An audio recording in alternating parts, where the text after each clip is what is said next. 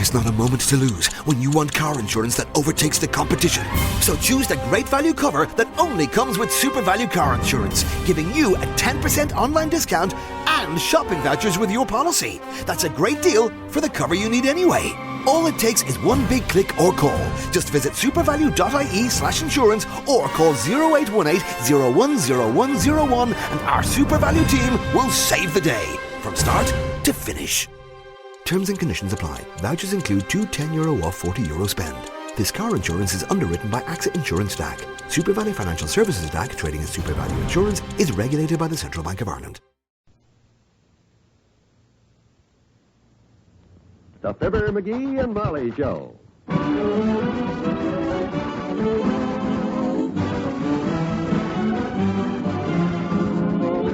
NBC and Tums present Fibber, McGee, and Molly transcribed. The show is written by Phil Leslie and Ralph Goodman and directed by Max Hutto.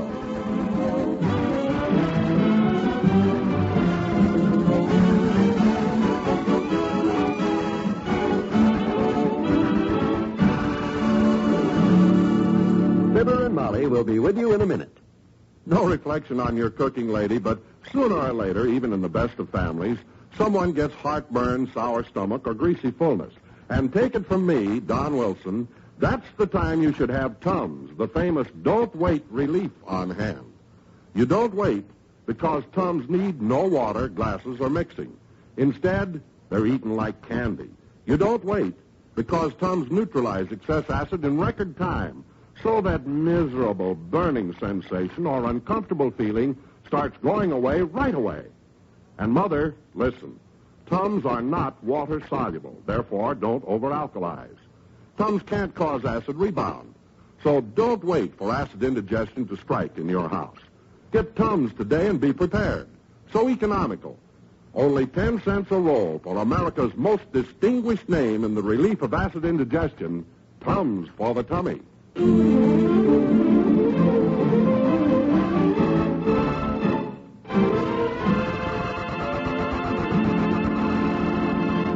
Some of the world's best music these days comes from informal surroundings. Now, while the music we are about to hear may not be the best, at least it would be hard to find more informal surroundings than Mr. McGee's shower. Oh, I love Paris every moment. Wow. Boy, there's nothing like a brisk morning shower to set a guy up for the day. Oh, I love Paris. How's the shower, Tony? I don't know, Molly. I haven't stepped under it yet. Water's still pretty cold. Don't seem to heat up. Are you sure you turned on the right faucet? Hot water's the one marked H on it, ain't it? Not anymore. Since you changed the washer the other day, the H knob is cold water, and the one marked C gives hot water and plays two choruses of Ricochet Romance. Oh, yeah, I forgot. I'll try the other one. That's the one. I'll be downstairs if you need anything. I want to see if the mail came. What'd you say? I said I'll be downstairs. I want to see if we have any mail. Oh, okay, kiddo. Ah, there goes a good little wife. I just hope DiMaggio did half as good as I did. Oh, I love Paris every moment. Ah, 1 bar soap and 4 bars of music. That ought to do it. Now for a quick cold rinse. Yow! Whew. Where's that big towel? Oh, here it is. Sure gets cold standing around soaking wet. Nah, it never fails. Hey, Molly, the phone's ringing. Every time we try to take a shower, the dad's at her phone. Hey, Molly! Hey, Molly, the phone! Doggone it, she must be outside. I never saw it to fail. I'm coming. Let me get this towel wrapped around me, will you? Dad read a phone every time somebody takes a shower.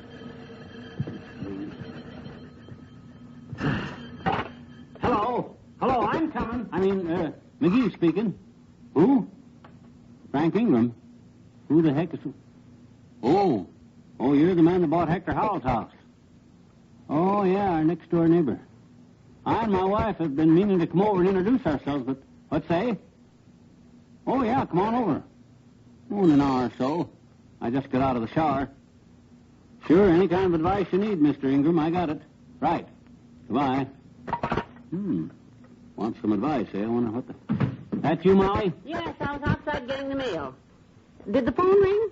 Well, I didn't run downstairs here dressed in a towel to get my membership card in a nudist colony, kiddo. What you laughing at? I can't help it. What you mean? You look like a pair of pliers wearing a bandage. What? You better get back upstairs before you catch cold. Oh, yeah, I guess you're right. I'll go along and lay out your clean things. Okay. Who was on the phone? Ingram, the guy next door. You know, the one that bought Hector Howell's house a few weeks ago? Oh, yes. I've seen him in the yard a few times, and he seems very pleasant. Yeah? I wonder if he knows he's the first neighbor we've had in 20 years that you didn't personally supervise his moving in. Yeah. We were down getting our license plates that day. Oh.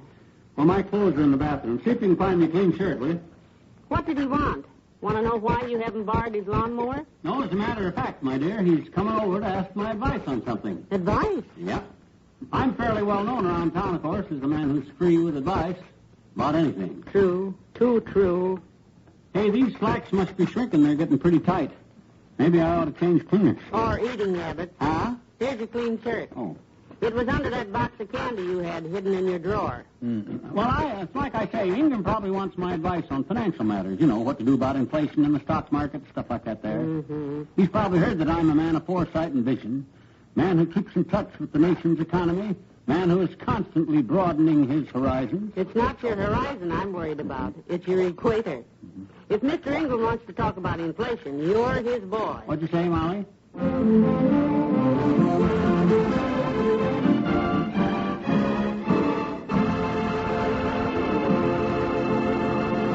There's more fun with the MCGee shortly. The importance of education in good schools is an American tradition that goes back to the earliest days of our nation. The fact is, our whole way of life is based upon our public school system. And in a way, our pride in our schools is as important as our pride in our country. Today, a serious situation in our schools is arising, caused by an unprecedented increase in our population. In many communities, new and larger school buildings are needed. Classes are crowded. There just aren't enough teachers to do a good job. In other communities, school facilities are old-fashioned and inadequate. It's up to every citizen to find out just what the conditions are in the schools in his community. If improvements are needed, join with others and see that those improvements are made. If you need help in improving conditions, write to the National Citizens Commission for Public Schools, New York City. They'll be glad to tell you what citizens in other communities are doing. That's the National Citizens Commission for Public Schools, New York City.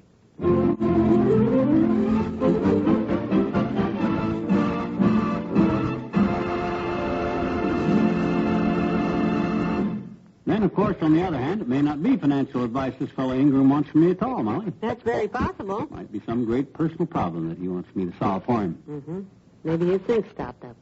You know, I guess I don't quite realize the reputation I got around this town, kiddo. I try not to think about it myself. You got to admit it's flattering that although I and this guy Ingram have never met, when he needs some good sound advice or something of vital importance, he comes to me. Well, we're his closest neighbors. And whatever it is he wants advice on, financial matters, romance, when's the best time to set out his early crocuses, I'm the guy that'll give it to him. I'm sure you will.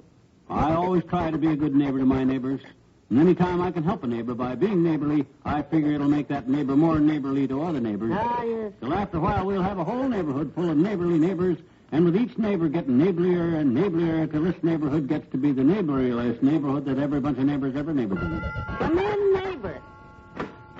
Good morning. My name is Frank Ingram. Oh, sure. Come on in, Frank. We're Mr. and Mrs. McGee. Oh, I'm happy to... I'm Mr. McGee. This is my wife, Molly. Molly, this is Mr. Ingram, our next-door neighbor. How do you do, I'm sure. Happy to know you, Mrs. McGee. We've been nodding to each other across the fence. Yes, it's nice to know Well, you. pull up a chair, Frank, and give us all the details of your problem. Whatever it is you need advice on, you come to the right guy.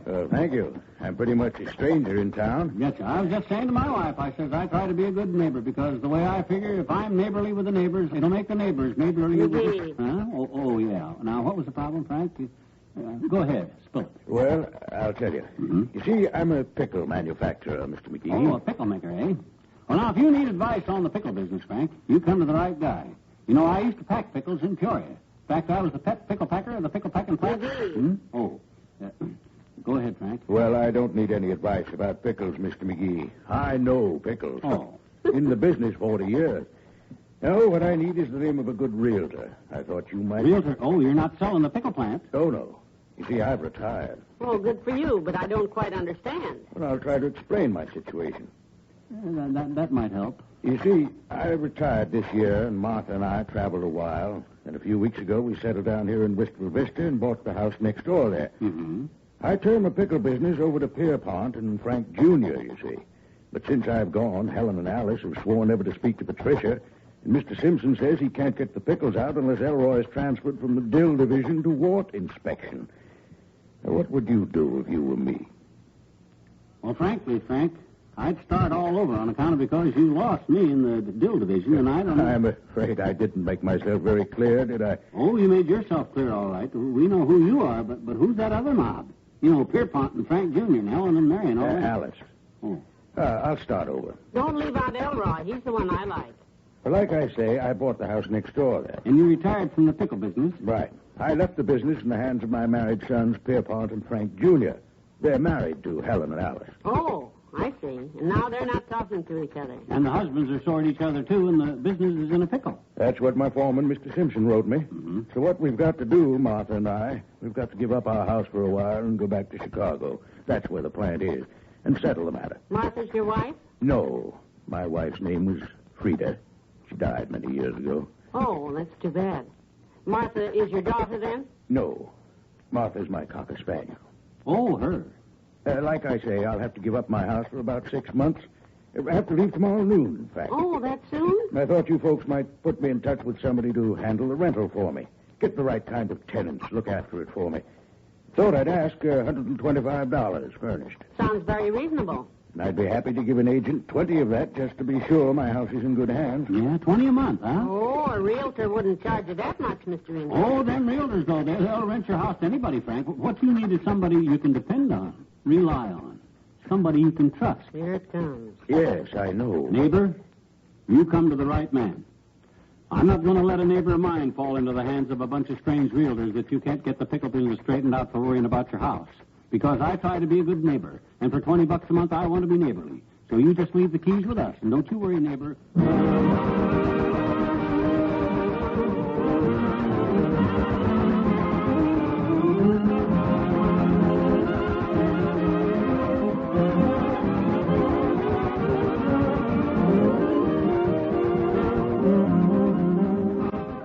We'll say goodnight to Fibber and Molly in a moment.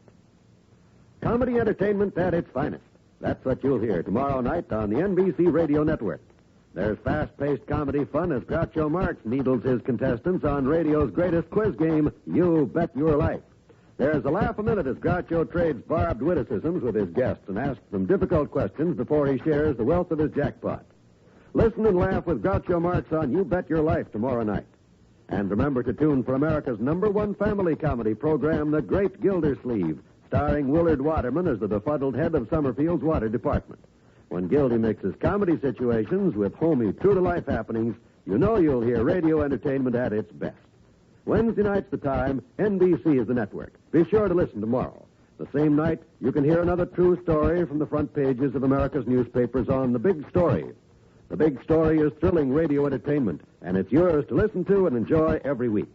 For the finest radio entertainment, always, always tune to the NBC Radio Network.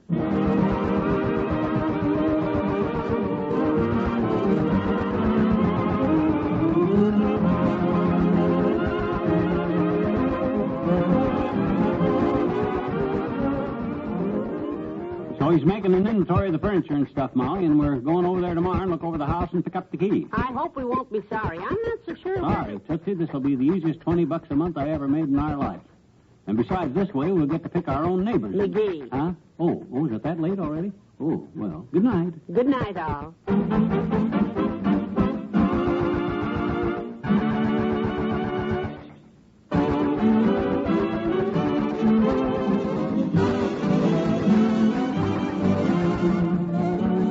NBC and Tums have brought you the Fibber, McGee, and Molly program transcribed. Mr. Ingram was played by Jack Moyle.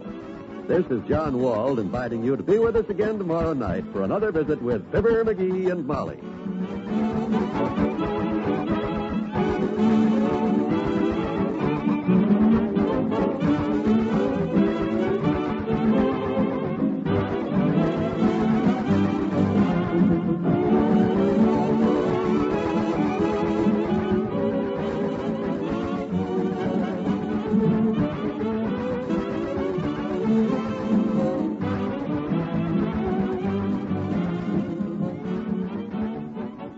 Laugh with Senator Ford and Can You Top This? Tonight on the NBC Radio Network.